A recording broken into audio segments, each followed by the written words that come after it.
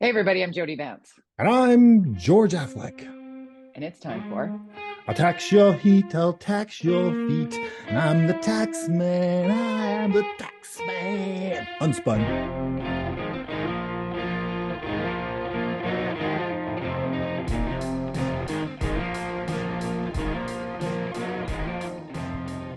My worst, my worst that was Beatles that imitation. was really bad. You I know what? Your know. your son needs to give you some lessons because your I son's know. I very was trying to good. remember the words and they lost them anyways. But it's the tax man. We're all feeling the tax man this week.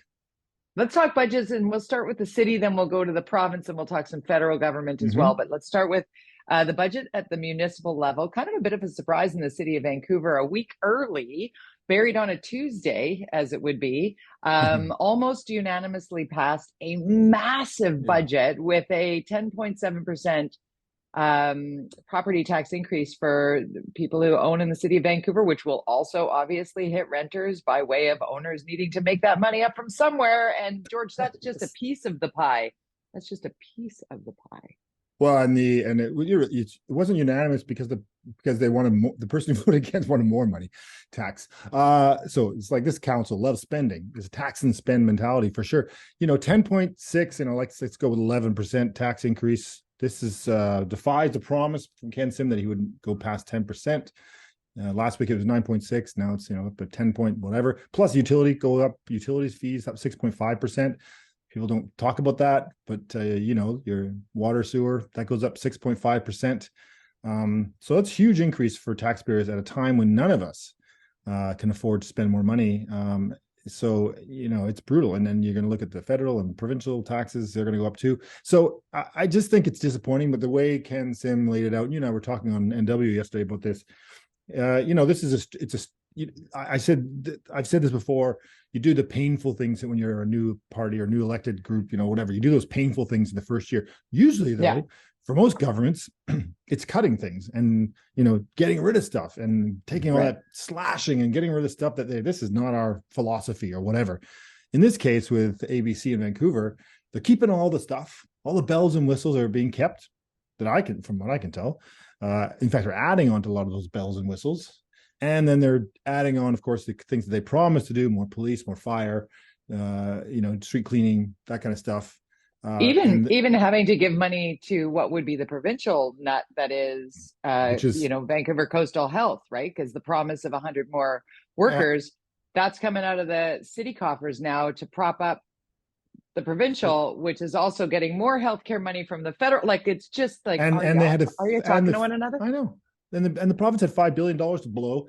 Why didn't Ken Simmer try to get a piece of that? This, and we've talked about Brad West. He was very clear. We're not the United Nations here. We stick to your knitting in your It's a town. good clip. And he didn't use that term, but that's what he's saying.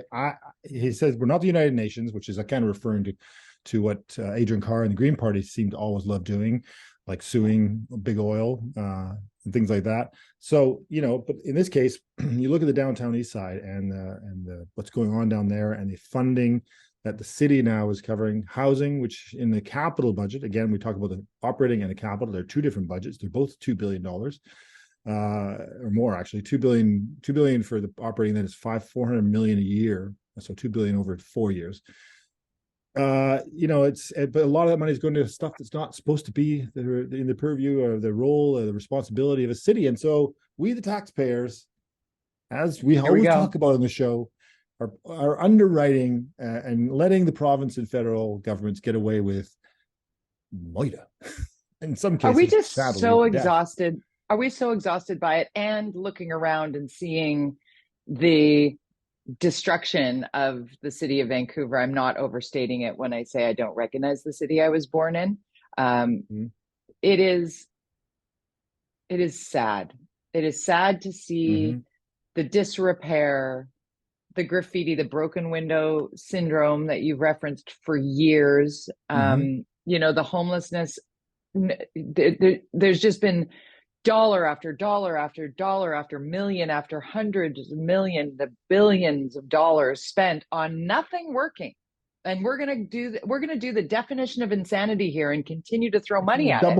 Doubling down But doubling down without a meaningful. I hope, George. I hope, and maybe I'm speaking too soon, but I hope that while I would have preferred to see the bells and whistles that you were talking about removed from the budget, like some fiscal responsibility there, and I did appreciate the fact that Mayor Ken Sim said this is not going to be a regular thing, a 10+% property tax, because he's speaking to his base now, because the people that vote in Ken Sim, very much a part of the city that is a single family dwelling, wealthier set. I'm paraphrasing and generalizing, but if you look at the map of who voted where, it's white collar. And those are people that like to hold on to their money. I'm not going to lie to you. Like, I mean, traditionally that's the thing, right? But if we're going to be general about such things, so that this hike is going to ruffle some of his base, to be sure. But then there are people at the other end going, you know what, let's tax some of those wealthy people who own houses, because we need to fix our neighborhoods. But there's that spin, how tax works, everybody. But the spin is everybody there, right? pays. I know everybody pays. When property tax goes up, everybody pays, because whether you're a renter or a business owner or wherever you live, property tax is luckily in Vancouver we have a thing called tax. Where there's we levelize it like tax, and so oh my God, my brain is not working properly. But here's the thing but here's the thing I was getting to. Ken Sim's kind of set this up that next year he won't do this, but so you'll see taxes that'll come in over the next 3 years. That'll be 3%, 4%. Setting himself up to win another election if that's what I assume that's what his strategy is. But at the end of the day, you and I, we walk around the city, we experience the city every day, and people come to the city. If I'm spending another 10%, 11% on taxes and a 6.5% on utilities, and I don't see and all this money on police and fire, and there's no cutting of things that I think sometimes are like, what's that department? There's still going to be 40+ comms people in the Department of Communications at the city, or whatever number that is. Look, it's a bullshit cup of coffee, George. That's right. This is this cup of coffee is how much? See, what's $10 million, I think, is the number now for every percentage tax increase. Anyways, so if we don't see significant change, literally on the streets of our city within a year, when he comes to that next budget, where people are going to be like, I don't care if it's 3% tax. What's going on here? Why is it? Are there still tents on the downtown east side or in the parks or? Why is there a guy sleeping literally right now on my front stoop in my office here? Kevin, he's there. Kevin, he holds the door. He holds the door open. He sometimes he can't get in the door. He gets out of the way. Let me just jump in. It's dry there. It's fine, but sometimes Kevin, I got to get in the door. Let me jump in because I agree with you. In a year, I mean, the proof's going to be in the pudding, right? Like we're going to see what gets done, and let's hope this roll up the sleeves. I don't wear a tie. I'm a CGA guy, right? But please, for the love of God, have something happen in this city that we have suffered through more than one prior administration, prior elected group that has starved the city of what it actually needs infrastructure wise. We have things, okay, and we could talk about that all day. And just you mentioned, Brett, you'll see the things breaking if the caucus starts to crack. If you see dissension next budget, and you'll start seeing people starting to say things, and that's when things are starting to fall apart. Keeping your caucus tight is key, and can he do that if he can't deliver? Easier to do with a majority, though. No. Caucus, it doesn't matter. I mean, parties kill themselves, right? You lose an election because you fall apart internally. Right. So if they can keep it together, they'll be fine. But no okay. So let's talk about Brad West, because you brought up we're not the UN, we're not the United Nations, which I honestly, but he took away the things in the budget that were not urgent. He came to the table after zero last year. He came with a small increase to continue to do the things he has proven to do. In a pandemic, Port Coquitlam, albeit a much smaller jurisdiction, however, opening community centers. They have lifeguards at their pools. They had they know when long weekends are. They know when long weekends are. They had extra crews out to clean up after the extra uses in the parks and upkeep the parks extra because they knew more people would be using the parks. Like there's just so much Mhm. common sense in Port Coquitlam, George. I just want more of it. I just want more of that. I want it to spread. Well, and you can argue a little bit. Burnaby also a 3.99% tax increase. Good point. Similar, it's a little Look bit at the smaller building there. population. Yeah, and look at the parks, all nice and clean. The difference is with Burnaby is unlike here in Vancouver during the good times, they saved. Derek Corrigan, I talked about this last time. They saved millions and billions of dollars that they have set aside, whereas Vancouver now spent their little teeny kitty that they had of 80 million. I think that division had set aside over their 10 years in power. And I was there for 8 of those going, guys, times aren't always going to be like this. Interest rate aren't always going to be like this. Pay down the debt. Let's save some money. Let's be careful. And nope. And so as a result, well, that's sure not pandemic hit, and now a recession. Sure not happening in Surrey. Well, Surrey's a whole other show. I already said bullshit cup of coffee. You can say shit show. It's a shit show in Surrey. It is. It is. This police force thing. Mayor Locke on her speech when she won said goodbye, Surrey police, but she doesn't have a say really anymore. And the province gets to decide the future of this these 2 police forces that they're now paying for. As a result, 17.5% tax increase, because 90% of that is going to pay for policing that they're not even, like all this policing costs and double 2 chiefs. And I mean, it's brutal. But the taxpayers in this case made that decision. They voted Doug McCallum in, saying we want, and his 2 planks were SkyTrain to Langley and our own police force. He delivered on his promises and yet lost the election because of one of those promises, the police force. And so then that put the city into major limbo, waiting for the province to decide. It's so far along. I mean, as much as people might hate Doug McCallum, and I've talked about this before, delivering on your promises is a big part of being in office. And in this case in Vancouver, Ken Sim has not delivered on his financial promise, but he certainly delivered on other stuff, but it's a costly promise. In the case of Doug McCallum, he said 2 things. That's all he ran on. He delivered them. It just turned out that nobody liked one of them. So this is going to cost them. And, we don't, and then even if they get their own police force, which is maybe likely, I've talked about this before. All you have to do is look at the Vancouver budget. It's way more expensive than the RCMP, way more. And you have to deal with policing costs and negotiating directly with your police force, as opposed to the RCMP deciding on what the salaries will be. You have to negotiate this. You're over a bit of a barrel when you're dealing with, because you don't want to you don't want your police force going on strike. I mean, that's not even possible really, but it's certainly work to rule. This is a very expensive decision no matter what happens. So in fact, if they get the RCMP back, taxpayers in Surrey will be relieved, because then you'll see a small increase in taxes. But if they get their own police force, they can expect easily 10 to 12% tax increases for the long term, I would say. I find it really to take the spin out of it, because there's so much politics involved in this policing scenario in Surrey, obviously. But watching and having grown up south of the Fraser as a teenager and spending a significant amount of time in Surrey, Newton, Delta, North Delta, because we were South Delta, so we would compete against those schools.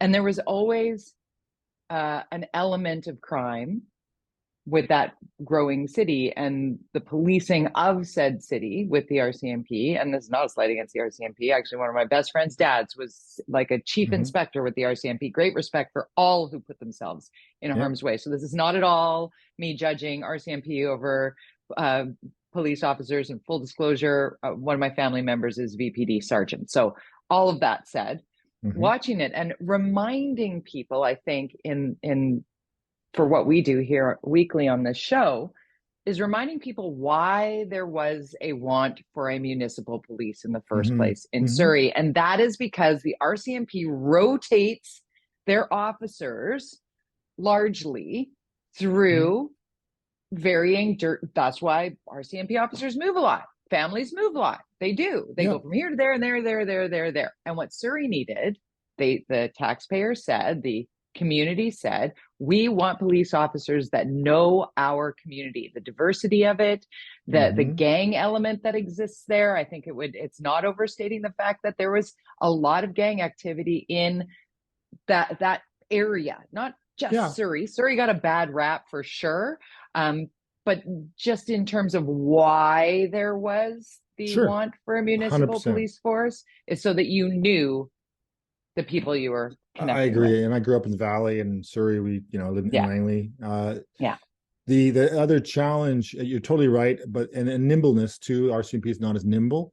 Right, everything goes through Ottawa. But they were way behind in hiring police officers. There was the city of Surrey was neglecting a little bit on the front. But Diane Watts said this on election night, and I think it's something that if they get the RCMP back, what you can't do, and Vancouver tried this with the NPA to create a separate kind of like everything from the street ambassador program and all that stuff, which was a growing entity in dealing with street crime and broken windows, having eyes on the street. Of course, the VPD did not like this because these were non-union people. They were hired separately to the VPD. Again, politicized union and issues. So when Vision got in, they got rid of that whole program. They just made it into sort of a pretty little thing that doesn't do much as far as what the plan was, which was a more nimble, and a cheaper version to kind of get people walking around the streets and saying, "Hey, don't break that window." And in the case of, I'm going to give you a ticket. I'm going to give you a ticket for graffitiing that wall, and you have to come back and clean it. So you're going to have to clean it, and we're going to take away your stuff. And the VP or the firefighters have sometimes argued that, hey, they can help out with some of this too. They hang out in their fire halls. They're happy to walk around neighborhoods, have a presence in uniform. It has an impact on things. So Diane Watt's point on election night when we were on CTV together was, there's an opportunity here that if they do go, you do have two police forces in a way, because the RCMP don't necessarily care as much about the whole union thing. So they can have a more nimble, smaller security force, their own police force that has specific tasks like street crime or working together on gang violence and things like that. And that's an opportunity. Specialized. I think that's right. So if the taxpayers are seeing, as you mentioned, issues and they still have those concerns, those problems are still a problem. Maybe this is a solution that I haven't heard since election night when Diane Watts brought it up, and she was a very popular mayor. So if I was the mayor of Surrey and Diane Watts was saying something, I'd be like, what's that again name? I think I might use your idea. Yeah. Let's talk about the federal government, George, because we're long on subject matter and short on time here, because there is so much to unpack. And again, this is going to involve us trying to take the hand out of our pocket, stop with the wallet, because the budget that was laid out by, for the first time, with Premier David-Eby and Finance Minister Christina Conroy, it's a big spend budget. Big spend budget. Well, the spending that they had a spending spree over the last couple of weeks with the surplus that they had, blew all the surplus before the fiscal year end. So that's always a sign of an election coming. But then countering that, they present a deficit budget, which is a sign that election's not coming. So it's an interesting situation, because I think, well, what is going to happen? He's Eby saying there's no election coming, but clearly, I just feel, and we've talked about this before, there is this appetite by people in this country, whether it be in Vancouver or the province or federally, and Justin Trudeau's doing it too, is tax and spend. It's okay, just spend more money. Obviously, COVID had a big part of that, but in general, even before that, Trudeau was spending like crazy. The NDP got in and they were spending like crazy.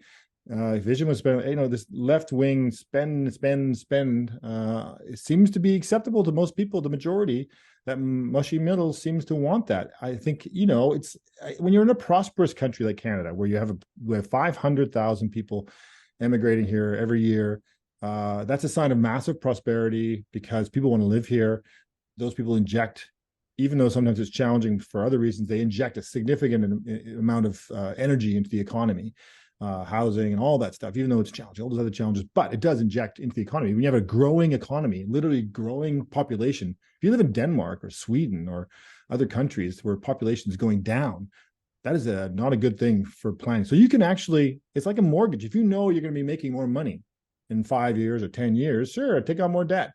But you know, if there's nothing in the kitty when stuff comes along, and Trudeau certainly benefited that, province have benefited from that, because prior to those two, NDP government in BC and the Liberal government federally, there were very fiscally conservative government, and they weren't conservatives necessarily. They were but even the Liberals in the 90s were super conservative. Paul Martin like saved and saved and saved and saved and saved and cut down the so they benefit, these two governments, provincially and federally, benefited from savings that previous governments did, and but now they've used up all the cash that was there, and they're back to where they were 30 years ago from a percentage point of view, and now they're still spending like crazy. And I don't think taxpayers understand that this debt that we are going to is something that our kids and our kids' kids will inherit. And if interest rates go to 10 or 20%, which they are right now at 10%, that's not good.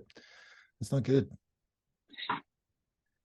But what is the alternative? And I'm going to take a moment to say we got to change mushy middle to moderate middle, because I think there are more and more people I know getting into the middle, because the arms that are super far left and the arms that are super far right are neither are attractive, because they're too extreme.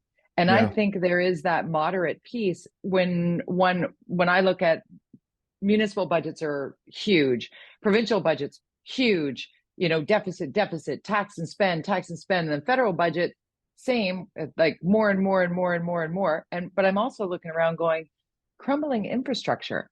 Mm-hmm. We still are in the Massey Tunnel. We still have a Patello Bridge that has to be closed in a windstorm. We just in that budget, rebuilt the entire Highway 5, Highway 3, right? Our healthcare system across the country is threadbare from a pandemic and years of being abused, and there's no real sign of relief. We've got mental health issues and an opioid crisis. Like, those things are very real. My problem with just throwing money at it, which what feels like has happened to this point, because it has just been, because we found, and you and I've talked about this for 100 podcasts straight, is when the shit hit the fan, the money was found in COVID to take care of people. And do we need to live in a time where that amount of money is spent in quote unquote, air quotes, regular time? Of course not. But when they say we can't stop this number of people dying every day on the streets because it's too expensive, I'm like, I call foul. That doesn't make me a leftist. That makes me human. Well, and some pretty much Canadian. I think we use the word mushy because the thing with when I think of mushy middle, I don't think moderate. I think they change with the tides of whatever's happening, and so you kind of go, "Oh, okay, that's how," and they go with whatever is happening. Moving middle. Moving middle. Yeah, they kind of like, okay, spending, no saving, no spending, no. This. What are you promising? And so so if you're smart, you could target that audience with the right messaging at that moment in time and win them over.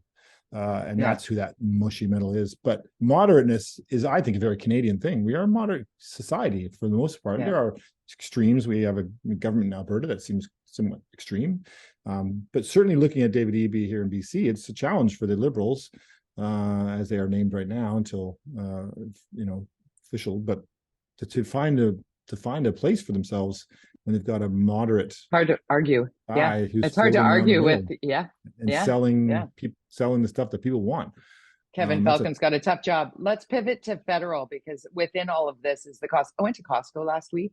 I go to Costco with a list and a mission. I want to be in and out of there as fast as humanly possible. I like to set the timer on the parking meter and see if I can beat it, right?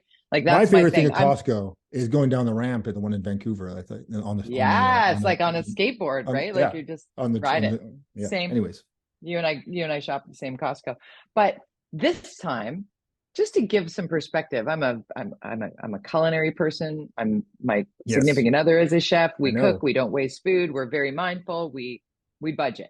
Yeah. I took my list to Costco that usually comes in once every couple of months. We spend $350, $380. Same list, $650. Wow. Yeah. So I would like, and these are the staples. We're talking the staples. Yeah. There was no, I put back the proteins that the steaks were $100. I'm not I spending know. $100 on steaks. Forget it. We're eating lentils, guys.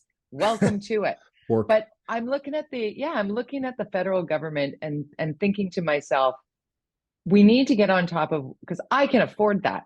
There are people listening right now going, wish I had $600 to spend at Costco. And I'm hearing you because I see people, I can't imagine what it's like to feed a family with no money right now.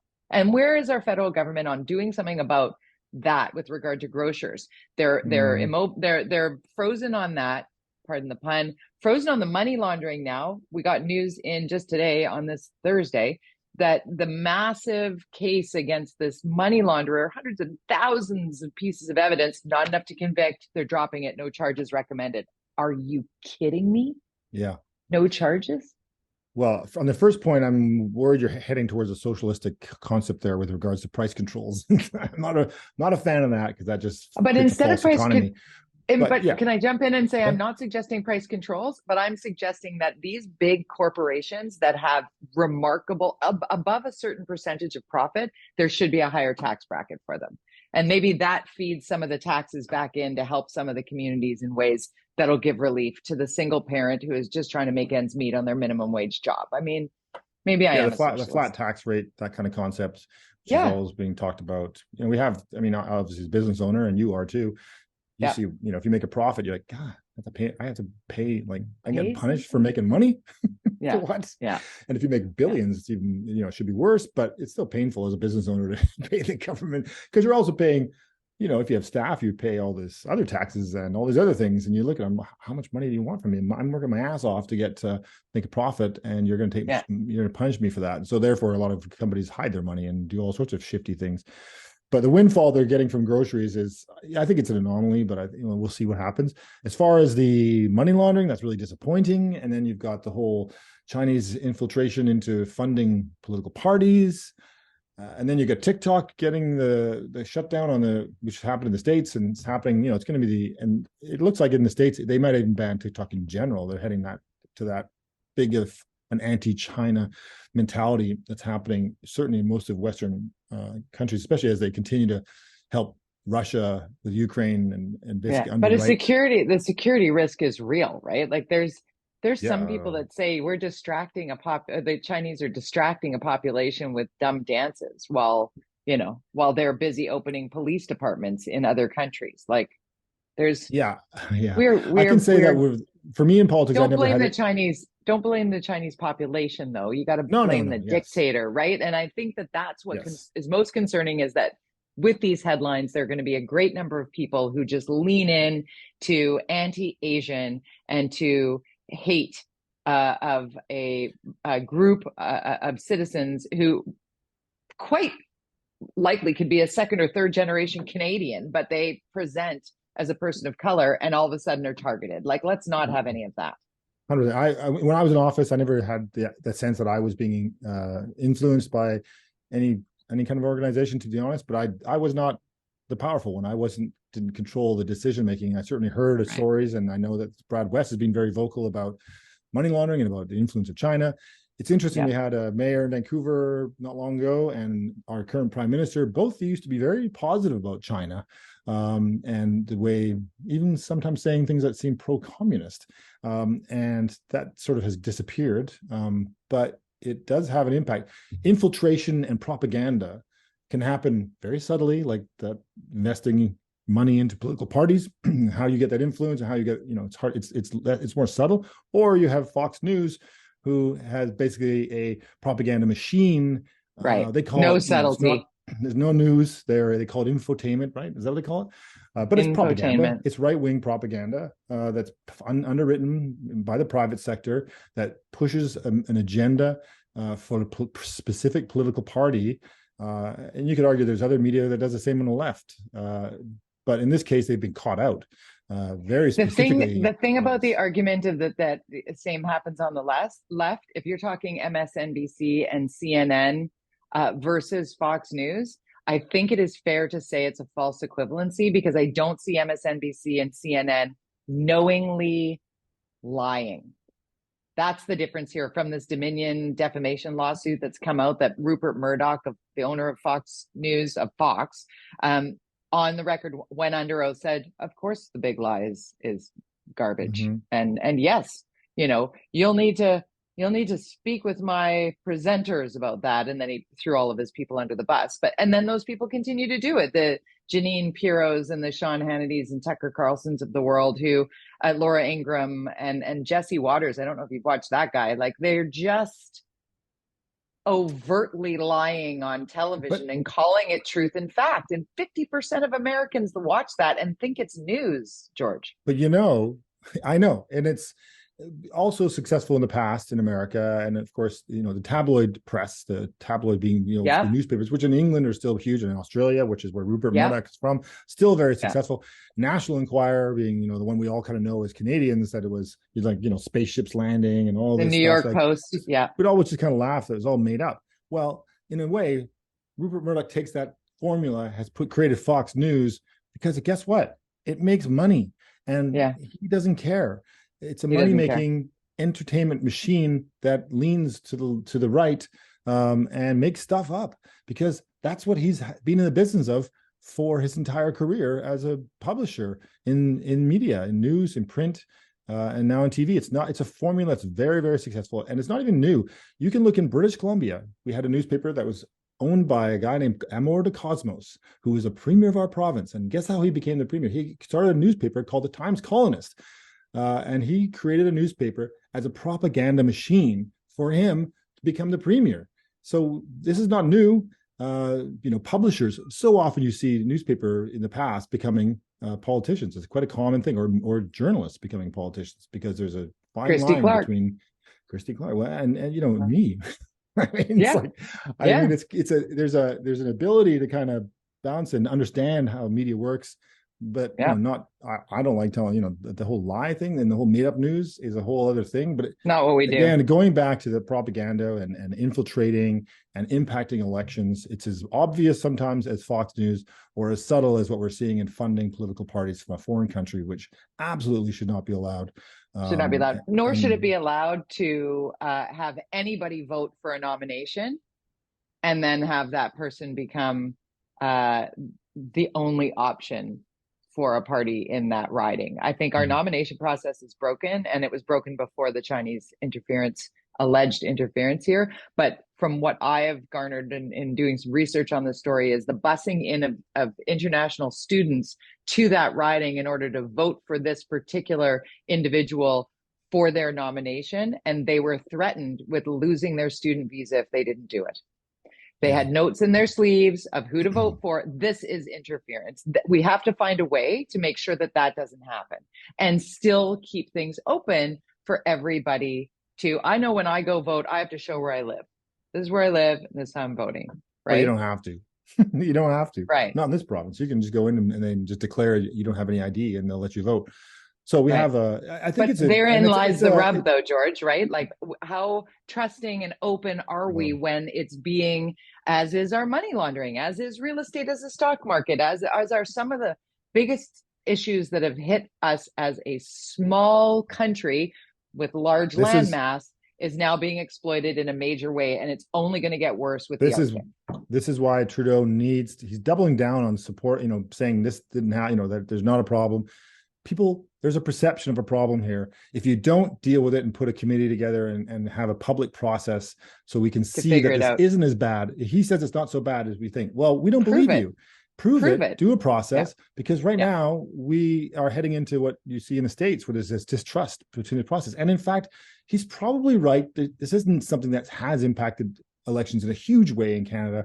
But hey, start small, work your way up, and then so you got to give voters the trust in the system. Otherwise, you see what happened in Arizona and other places where you go, no, these are the right numbers. No, they're Georgia. Not. It's like, yeah, they're the right numbers. We're going to get into that next week, because we're going over time, and I got to tell people where to find you on Twitter. It's George_Affleck on Twitter. I'm at Jody Vance. Hit us up at unspunpodcast.com. We're here every week, just delivering to you the spin undone right? Unspin undone. Unspun.com. George, say goodbye. Unspunpodcast.com. Bye. Oh, unspunpodcast.com. Unspun podcast. Like and subscribe. Tell your friends. Bye.